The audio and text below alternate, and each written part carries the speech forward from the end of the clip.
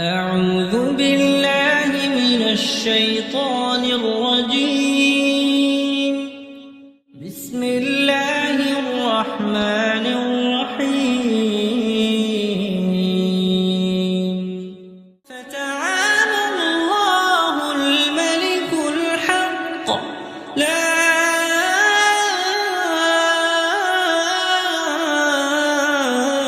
إله إلا هو رب العرش الكريم. ومن يدع مع الله إلها آخر لا برهان له به فإنما حسابه عند ربه إنه لا يفلح الكافرون. وقل رب اغفر وارحم وقل رب اغفر وارحم وقل رب اغفر وارحم وأنت خير الراحمين. അസ്സലാമു അലൈക്കും വറഹ്മത്തുള്ളാഹി വബറകാതുഹു. ഖുർആൻ പദം 1134 ദിവസത്തിലേക്ക് എല്ലാവരെയും ഹാർദമായി സ്വാഗതം ചെയ്യുന്നു. സൂറത്തുൽ മുഅ്മിനൂനിലെ 116 മുതൽ 118 വരെയുള്ള അവസാനത്തെ 3 ആയത്തുകളാണ് ഇന്ന് പഠനവിധേയമാക്കുന്നത്. ക്ലാസ് ആരംഭിക്കുന്നതിനായി ആദരണീയനായ ഡോക്ടർ AI വിലായത്തുള്ള സാഹിബിനെ ക്ഷണിക്കുന്നു. അസ്സലാമു അലൈക്കും വറഹ്മത്തുള്ളാഹി വബറകാതുഹു. അഊദു ബില്ലാഹി മിനശ് ശൈത്വാനിർ റജീം. ബിസ്മില്ലാഹിർ റഹ്മാനിർ റഹീം. ഫതആല അല്ലാഹുൽ മലിക്കുൽ ഹഖ് ലാ ഇലാഹ ഇല്ലാ ഹുവ റബ്ബുൽ അർശിൽ കരീം. വമൻ യദ്ഉ മഅല്ലാഹി ഇലാഹൻ ആഖറ ലാ ബുർഹാന ലഹു ബിഹി فإنما حسابه عند ربه إنه لا يفلح الكافرون. وقل رب اغفر وارحم وأنت خير الراحمين. صدق الله العلي العظيم. സൂറത്തുൽ മുഅ്മിനൂനിലെ 116 മുതൽ 118 വരെയുള്ള ഏറ്റവും അവസാനത്തെ 3 ആയത്തുകളാണ് ഞാൻ നിങ്ങളെ ഓതി കേൾപ്പിച്ചിട്ടുള്ളത്.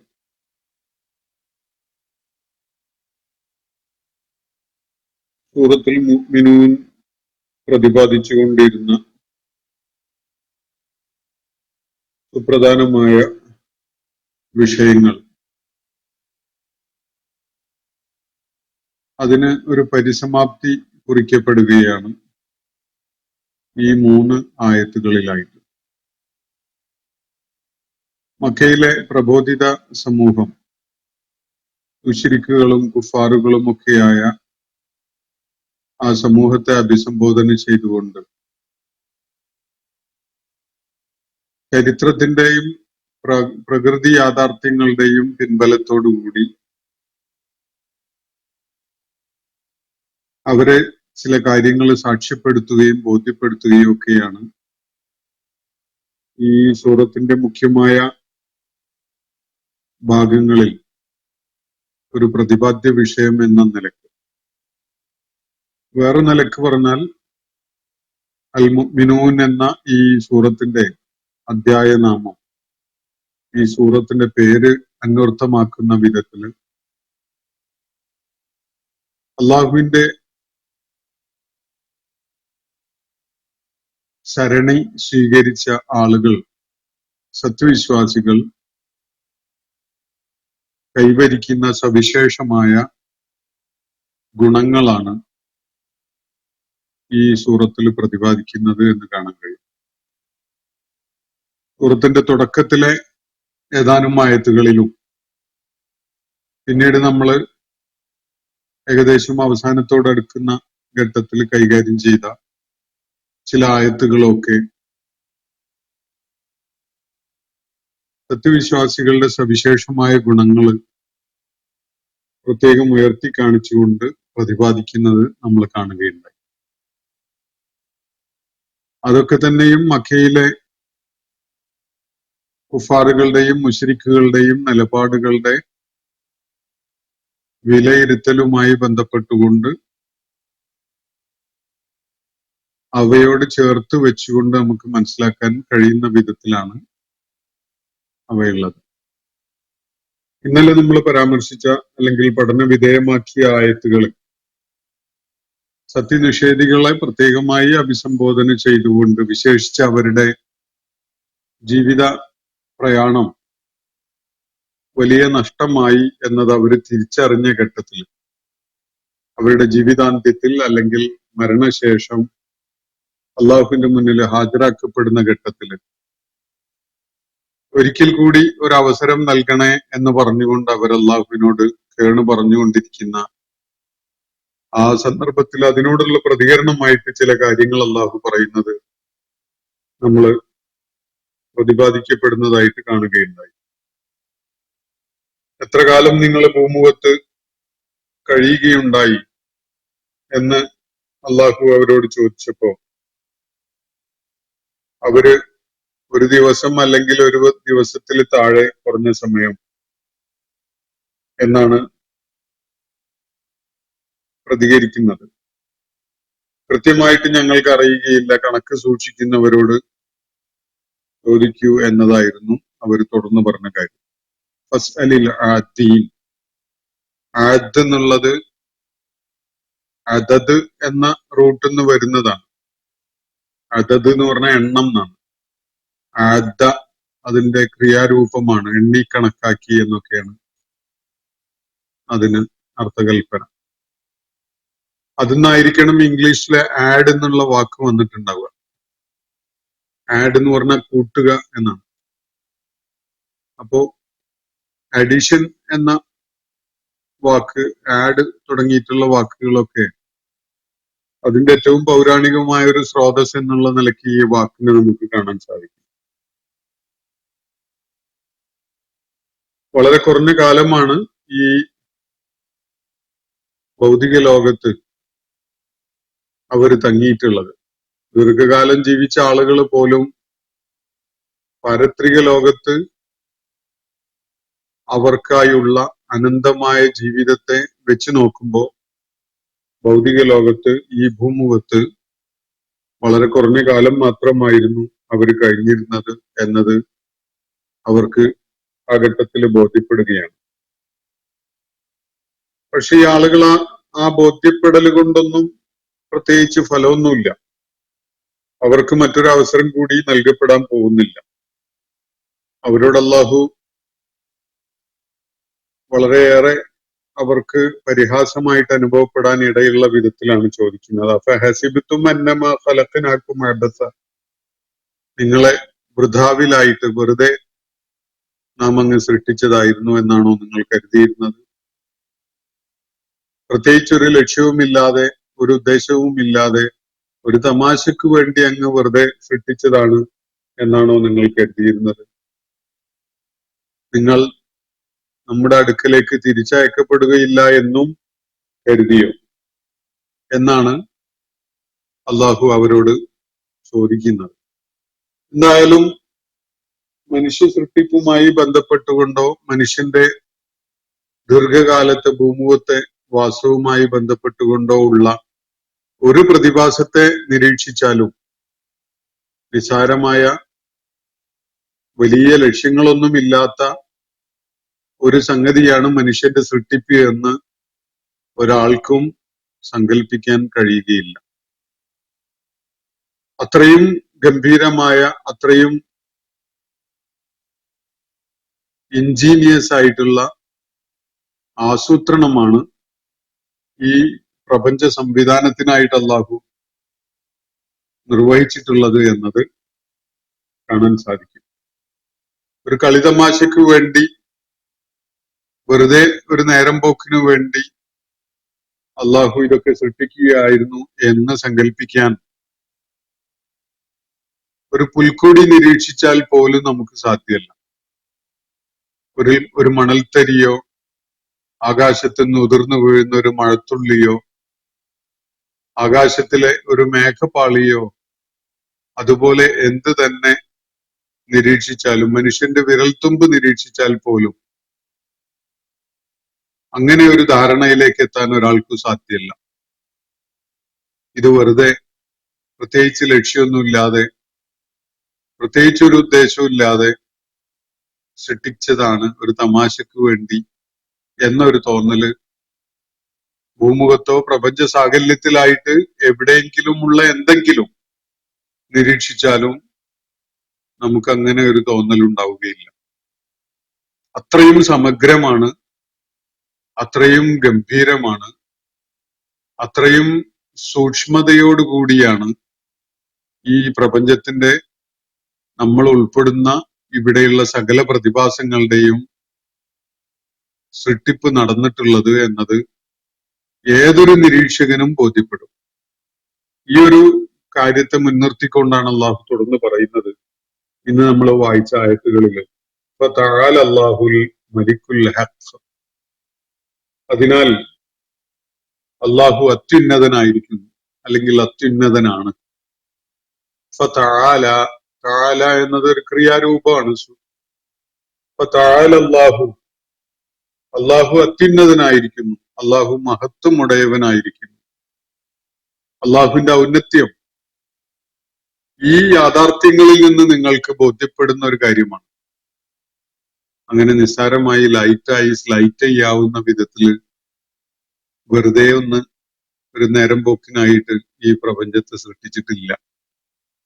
വളരെ ഗംഭീരമായ, വളരെ പ്രാധാന്യപൂർവമുള്ള ചില ലക്ഷ്യങ്ങളോട് കൂടി ഈ പ്രപഞ്ചത്തിന്റെ സൃഷ്ടികർമ്മം നടത്തിയിട്ടുള്ള പടച്ച തമ്പുരാൻ ഫതആല അല്ലാഹു അൽ മലിക്കുൽ ഹഖ്, അവനാണ് യഥാർത്ഥ രാജൻ. യഥാർത്ഥ രാജാവ് ആയ അള്ളാഹു, അവൻ അത്യുന്നതനായിരിക്കുന്നു എന്നാണ് ഇവിടെ സൂചിപ്പിക്കുന്നത്. രാജാക്കന്മാരായിട്ട്, അധികാരമുള്ളവരായിട്ട് ഇവിടെ വാഴുന്ന പലരും ഉണ്ട്. അതൊക്കെ അള്ളാഹ് ഒരിടം കൊടുത്തത് കൊണ്ടും ഒരു അവസരം കൊടുത്തത് കൊണ്ടും ഒക്കെ തൊപ്പി തലയിൽ വെക്കുന്നവരും കിരീടമണിയുന്നവരും ഒക്കെയാണ്. ഇന്നലെ ആയിരുന്നില്ല, നാളെ ആയിക്കൊള്ളണമെന്നുമില്ല. തൽക്കാലത്തേക്ക് മാത്രം ഒരു രാജ്യത്വമുള്ള, അധികാരമുള്ള, സ്ഥാനമുള്ള, പദവിയുള്ള ആളുകളാണ് നമുക്ക് പരിചയമുള്ള രാജാക്കന്മാരെന്ന് പറയുന്നത്. എന്നാൽ അള്ളാഹു അങ്ങനെയല്ല. അൽ മലിക്കുൽ ഹഖാണ്. അവൻ സകലതിന്റെയും ഉടമസ്ഥൻ മാത്രമല്ല, അവയുടെ മേൽ അധികാരമുള്ളവരുമാണ്. ഒരു ഭൂമിയുടെ ഉടമസ്ഥനാണ് നമ്മൾ എന്ന് പലപ്പോഴും വ്യവഹാരങ്ങളുമായി ബന്ധപ്പെട്ടുകൊണ്ട് നമ്മൾ പറയാറുണ്ട്. പക്ഷെ ആ ഭൂമി ഉടമപ്പെടുത്തുകയും അതിന്റെ മേലുള്ള അധികാരം പൂർണ്ണമായിട്ട് നമുക്കുണ്ടാവുകയും ചെയ്യുന്ന ഒരവസ്ഥ ഒരിക്കൽ പോലും ഉണ്ടാവുന്നില്ല. നമ്മളെക്കാൾ കരുത്തുള്ളവൻ കടന്നു കയറിയാൽ നമ്മൾ നിസ്സഹായനായിട്ട് നോക്കി നിൽക്കേണ്ടി വരും. ഭൂമിയുടെ നമ്മുടെ ഉടമസ്ഥതയിലുള്ളതാണെങ്കിൽ പോലും അതിന്റെ നീരൊഴുക്ക്, അതിലെ മണ്ണിന്റെ രാസഘടന, അതിന്റെ വിവിധങ്ങളായ പ്രവർത്തനങ്ങള്, ഇതൊന്നും തന്നെ ഉടമസ്ഥനായ എന്റെ നിയന്ത്രണത്തിലല്ല. എന്നാൽ യഥാർത്ഥ രാജൻ അള്ളാഹുവാണ്. അവന്റെ ഉടമസ്ഥതയിലാണ് സകലതും എന്ന് മാത്രമല്ല, എല്ലാം അവന്റെ ആജ്ഞ അനുസരിച്ച് പ്രവർത്തിച്ചുകൊണ്ടിരിക്കുന്നവയുമാണ്.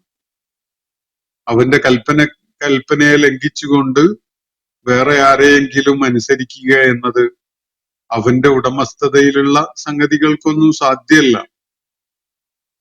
മനുഷ്യന് മാത്രം അള്ളാഹു അങ്ങനെ ധിക്കരിക്കാൻ കൂടിയുള്ള ഒരു അവസരം നൽകിയിരിക്കുകയാണ് ജിന്നുകൾക്കും. അത് മാത്രമാണ് ഈ പ്രപഞ്ചത്തിന്റെ അതിലടങ്ങിയിട്ടുള്ള സകലമാന സംഗതികളുടെയും യഥാർത്ഥത്തിലുള്ള അധിപൻ, യഥാർത്ഥത്തിലുള്ള രാജാവ്, അവയുടെ മേൽ ഉടമസ്ഥതയും അധികാരവും ഉള്ളവൻ, അവയുടെ മേൽ പൂർണ്ണമായിട്ട് അവന്റെ കൽപ്പനകൾ നടപ്പിലാക്കാൻ സാധിക്കുന്നു എന്ന അവസ്ഥ അത് ആർക്കാണുള്ളത്? അള്ളാഹുവിന് മാത്രമാണ്. നമ്മൾ പലപ്പോഴും ഉടമസ്ഥത അവകാശപ്പെട്ടുകൊണ്ട് വരുന്ന ആളുകളെ കാണാൻ സാധിക്കും. വിശുദ്ധ ഖുർആനിൽ തന്നെ ചിലയിടങ്ങളിൽ അള്ളാഹു കന്നുകാലികളെ പരാമർശിച്ചു കൊണ്ട് പറയുന്നുണ്ട്, നാമാണ് അവയെ സൃഷ്ടിച്ചത്, എന്നിട്ടോ വഹും ലഹ മാലിക്കൂൻ, എന്നിട്ട് അവരതാ അതിന്റെ ഉടമസ്ഥരായിട്ട് ഞെളിയുന്നു എന്നാണ് പറയുന്നത്. അള്ളാഹുവിന്റെ സൃഷ്ടിപ്പാണ് ആട്, മാടുകള്, ഒട്ടകം പോലെയുള്ളതൊക്കെയും തന്നെ. അള്ളാഹുവാണ് അവയെ രൂപകൽപ്പന ചെയ്തതും സൃഷ്ടിച്ചതും അവയെ പ്രവർത്തനക്ഷമമാക്കിയതും ഇന്ന് അവർക്ക് നൽകപ്പെട്ടിട്ടുള്ള പ്രകൃതം അനുസരിച്ച് ജീവിക്കുന്നവയാക്കിയതും ഒക്കെ തന്നെ.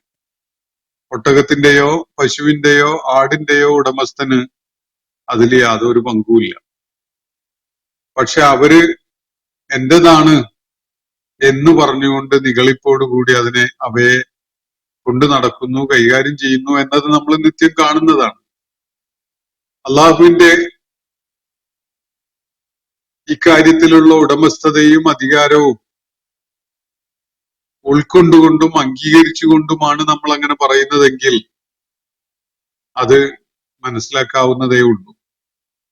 എന്നാൽ അള്ളാഹുവിന്റെ ഉടമസ്ഥതയെ ഉൾക്കൊള്ളാതെ, എല്ലാറ്റിന്റെ മേലുമുള്ള അള്ളാഹുവിന്റെ അധികാരത്തെ ഉൾക്കൊള്ളാതെ എന്റേതാണ് എന്ന നിലക്ക് ആരെങ്കിലും എന്തിനെ കുറിച്ചെങ്കിലും പറയുന്നുവെങ്കിൽ അത് പറയാൻ വേണ്ടി അവൻ വിനിയോഗിക്കുന്ന, പ്രയോജനപ്പെടുത്തുന്ന അവന്റെ നാവും അവന്റെ ചുണ്ടുകൾ പോലും അവൻ്റെതല്ല എന്നത്, തൽക്കാലത്തേക്ക് അമാനത്തായിട്ട് അവന്റെ കയ്യിൽ ഏൽപ്പിക്കപ്പെട്ടത് മാത്രമാണ് എന്നത് അവന് തിരിച്ചറിയുന്ന സന്ദർഭങ്ങൾ ജീവിതത്തിൽ ധാരാളം ഉണ്ടാവും. നാവ് എന്റേതാണെങ്കിൽ, ചുണ്ടുകൾ എന്റേതാണെങ്കിൽ, എന്റെ കൽപ്പന അനുസരിച്ചുകൊണ്ട് അതിന് വിധേയപ്പെട്ട് അതിന് വഴങ്ങി നിലക്കൊള്ളാൻ അവ സന്നദ്ധമാവേണ്ടതാണ്. പക്ഷെ നാവ് നമ്മൾ പറയുന്ന പോലെ കേൾക്കാത്ത അവസരം ഉണ്ടാവാറുണ്ട്. അങ്ങനെയുള്ള അവസ്ഥകളിലേക്ക് നമ്മൾ എത്തുകയും ചെയ്യാറുണ്ട്. ചുണ്ടുകളുടെ കാര്യവും അങ്ങനെയൊക്കെ തന്നെയാണ്. ഇതാണ് സ്വന്തം ശരീരത്തിലെ അവയവങ്ങളുടെ കാര്യമെങ്കിൽ നമ്മൾ നമ്മളുടേതെന്ന് വിളിച്ചുകൊണ്ട് കൂടെ കൊണ്ടു നടക്കുന്ന ഈ കന്നുകാലികളും അതുപോലെയുള്ള സംഗതികളും ഒക്കെ എത്രത്തോളമാണ് നമ്മളുടേതാവുന്നത് എന്നത് ആലോചിക്കാവുന്നതാണ്. അല്ലാഹുൽ മലിക്കുൽ ഹഖ്, അല്ലാഹു അത്യുന്നതനായിരിക്കുന്നു. അൽ മലിക്കുൽ ഹഖ്, യഥാർത്ഥ രാജാവ്, യഥാർത്ഥ അധികാരി, എല്ലാറ്റിന്റെ മേലും പരമാധികാരമുള്ള, എല്ലാറ്റിന്റെ മേലും ഉടമസ്ഥതയുള്ള, എല്ലാറ്റിന്റെ മേലും ആധിപത്യമുള്ള പ്രപഞ്ചനാഥൻ. ലാ ഇലാഹ ഇല്ലാ ഹുവ, അവനല്ലാതെ ആരാധ്യനായിട്ട് ആരുമേ ഇല്ല. ഇലാഹ് എന്ന വിധത്തിൽ പരിഗണിക്കപ്പെടുവാൻ പറ്റുന്ന ഒരാളും തന്നെ വേറെയില്ല. ലാ ഇലാഹ ഇല്ലാ ഹുവ, അവനല്ലാത്ത ഒരു ഇലാഹില്ല. നിങ്ങള് അടിസ്ഥാനരഹിതമായ വിധത്തിൽ എന്തിനെയെങ്കിലും ആരെയെങ്കിലും ഇലാഹായിട്ട് അംഗീകരിച്ചു കൊണ്ട് നടക്കുന്നുണ്ടെങ്കിൽ അവയൊന്നും ഇലാഹ് എന്ന പദവിക്ക് നിരക്കുന്നതോ അല്ലെങ്കിൽ അർഹരോ ഒന്നുമല്ല. അവരുടെ തന്നെ നിലനിൽപ്പ് അള്ളാഹുവിനെ ആശ്രയിച്ചുകൊണ്ടുള്ളതാണ്. അള്ളാഹുവിനെ ആശ്രയിക്കാതെ ഇലാഹ് എന്ന് വിളിക്കപ്പെടുന്ന ഒന്നിനും തന്നെ നിലനിൽക്കാൻ സാധിക്കുകയില്ല എന്നത് ഏത് പിഞ്ചു കുഞ്ഞിനു പോലും മനസ്സിലാക്കാൻ കഴിയുന്ന ഒരു പച്ച പരമാർത്ഥമാണ്. അല്ലാഹുൽ മലിക്കുൽ ഹഖ്, ലാ ഇലാഹ ഇല്ലാഹു റബ്ബുൽ അർശിൽ കരീം. ആരാണ് ഈ അള്ളാഹു? മഹത്തായ സിംഹാസനത്തിന്റെ ഉടമയാണവൻ. മഹത്തായ സിംഹാസനത്തിന് ഉടയവനായ അള്ളാഹുവാണ് ഈ പ്രപഞ്ചങ്ങളുടെ നാഥൻ, അവയുടെ യഥാർത്ഥ രാജൻ, അവയുടെ ഉടമസ്ഥൻ. റബ്ബുൽ അർശിൽ കരീം എന്നാണ്. കരീം എന്ന് പറഞ്ഞ അത്യുദാരതയുള്ള, യാതൊരു ഇടുക്കവും പിശുക്കവും ലുബ്ധും ഒന്നും അറിയാത്ത, വലിയ മഹത്വമുള്ള എന്നൊക്കെയാണ് അതിന്റെ അർത്ഥം. അപ്പോ ഏറ്റവും മഹത്തരമായ സിംഹാസനത്തിന്റെ റബ്ബാണ് അവൻ. സിംഹാസനം എന്നതൊക്കെ വളരെ പ്രതീകാത്മകമായ, മനുഷ്യ ഭാഷകളിലെ ഒരു പ്രയോഗം കാര്യങ്ങൾ കൺവേ ചെയ്യാൻ ഉപയോഗിച്ചു എന്നേ ഉള്ളൂ. ഒരു വലിയ കസേരയാണത് എന്ന് സങ്കല്പിക്കുന്നതിന് വലിയ പ്രസക്തിയൊന്നുമില്ല. അള്ളാഹുവിന്റെ അർശ്, അള്ളാഹുവിന്റെ കുർസി, അത് ഈ പ്രപഞ്ചത്തിലെ ഓരോ മണൽത്തരിയെയും നിയന്ത്രിച്ചു നിർത്തുന്നുണ്ട്. അത് അവന്റെ അധികാരമാണ്, അത് അവന്റെ ആധിപത്യമാണ്, അവന്റെ ശക്തിയാണ്.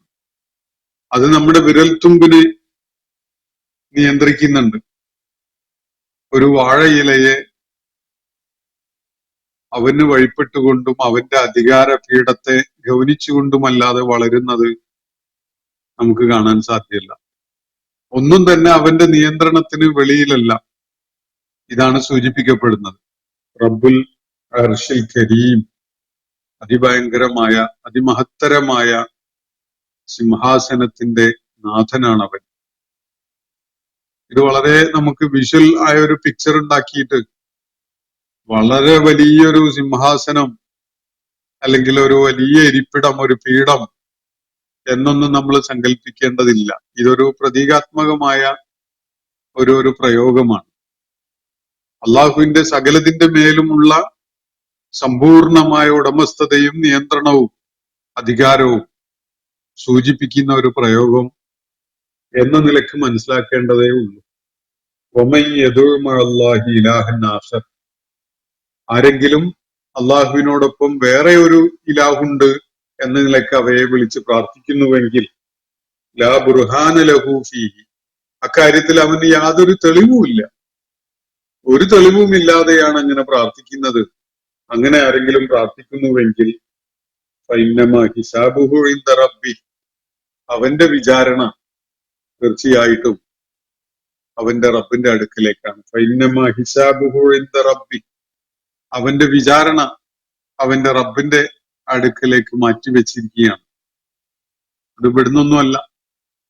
ആരെങ്കിലും ഈ പ്രപഞ്ചത്തിന് മറ്റൊരു നിയന്ത്രകനുണ്ട്, ഈ പ്രപഞ്ചത്തിന് മറ്റൊരു ഉടമസ്ഥനുണ്ട്, ഈ പ്രപഞ്ച സാകല്യത്തിന് ആരാധിക്കപ്പെടാൻ പറ്റുന്ന ഒരുവൻ അള്ളാഹുവിനോടൊപ്പം ഉണ്ട് എന്ന് ആരെങ്കിലും കരുതുന്നുവെങ്കിൽ, അങ്ങനെ കരുതുന്നത് പോലും ഏറ്റവും വലിയ അക്രമമാണ്, ഏറ്റവും വലിയ ധിക്കാരമാണ്, ഏറ്റവും വലിയ അനുസരണക്കേടാണ്. അങ്ങനെ ആരെങ്കിലും ലാ ബുർഹാന ലഹു ഫീഹി, അക്കാര്യത്തിൽ യാതൊരു ബുർഹാനും ഇല്ലാതെ തന്നെ, യാതൊരു തെളിവിന്റെ പിൻബലവും ഇല്ലാതെ തന്നെ ഒരുവൻ അങ്ങനെയൊക്കെ വിശ്വസിക്കാനോ കരുതാനോ പറയാനോ ഉദ്യമിക്കുന്നുവെങ്കിൽ അവന്റെ കാര്യം, അവന്റെ കണക്കെടുപ്പ്, അവന്റെ വിചാരണ അവന്റെ റബ്ബിന്റെ അടുക്കൽ നടന്നോളൂ. അതാണ് അള്ളാഹുവിടെ സൂചിപ്പിക്കുന്നത്. ഫഇന്നമാ ഹിസാബുഹു ഇൻദ റബ്ബി, അവനെ വിചാരണ ചെയ്യാൻ, അവനെ ചോദ്യം ചെയ്യാൻ ഒന്നും ഈ ഭൂമുഖത്തുള്ള സംവിധാനങ്ങൾ മതിയായതല്ല. ഭൂമുഖത്തുള്ള വിചാരണക്കുള്ള സംവിധാനങ്ങളൊക്കെ തന്നെ പഴുതുകളുള്ളതായിരിക്കും. അവന് രക്ഷപ്പെടാനും അവന് പല എക്സ്ക്യൂസസും പറയാനും ഒക്കെ പറ്റുന്നതായിരിക്കും. നമ്മൾ പല ന്യായങ്ങളും ഉന്നയിക്കാറുണ്ടല്ലോ. സകലത്തിന്റെയും ഉടമസ്ഥനും അധികാരമുള്ളവനും ഒക്കെയാണ് അള്ളാഹു എങ്കിൽ പിന്നെ അതിങ്ങനെ പറഞ്ഞുകൊണ്ടിരിക്കുന്നത് എന്തിനാണ്?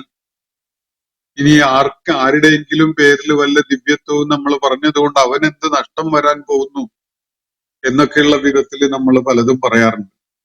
പല ന്യായവാദങ്ങളും നമ്മൾ ഇക്കാര്യത്തിൽ അവതരിപ്പിക്കാറുണ്ട്.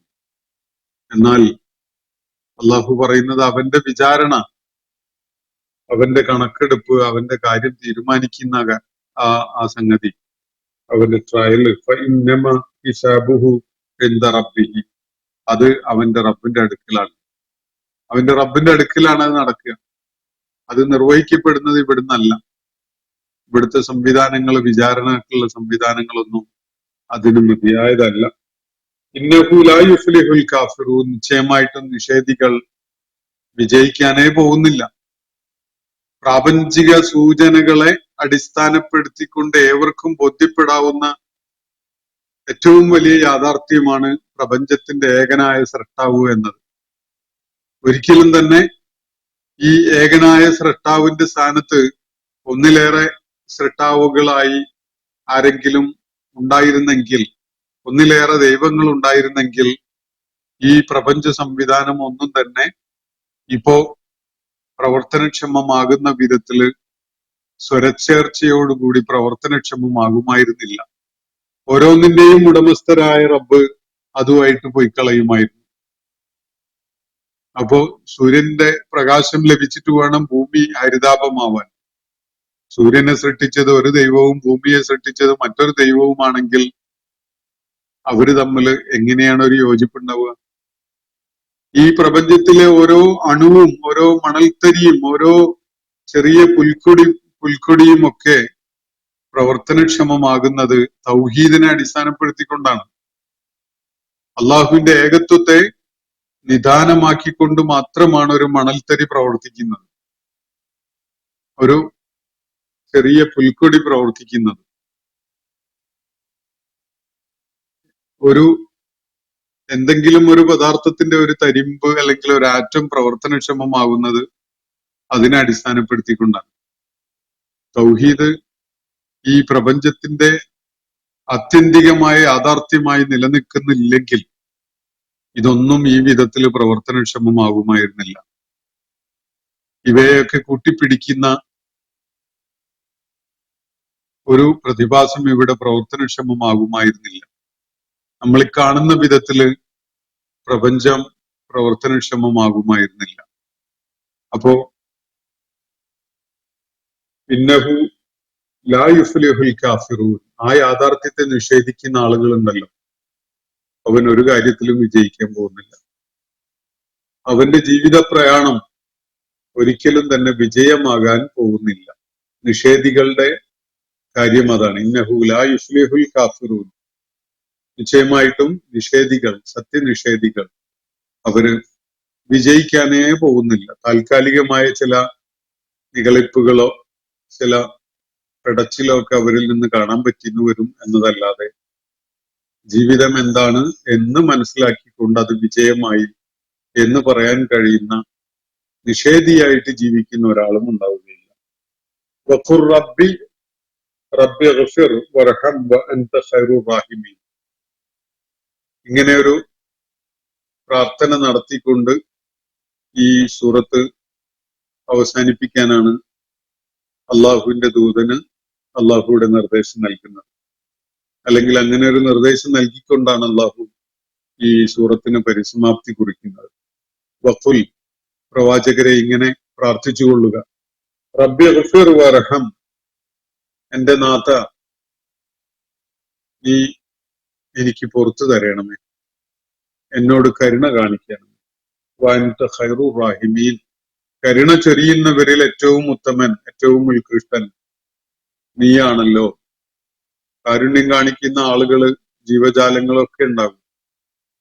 അതൊക്കെ അള്ളാഹുവിന്റെ കാരുണ്യത്തിന്റെ വളരെ വളരെ വളരെ ചെറിയൊരു അംശം മാത്രമാണ് അവരിലൂടെയൊക്കെ പ്രകടമാകുന്നത്.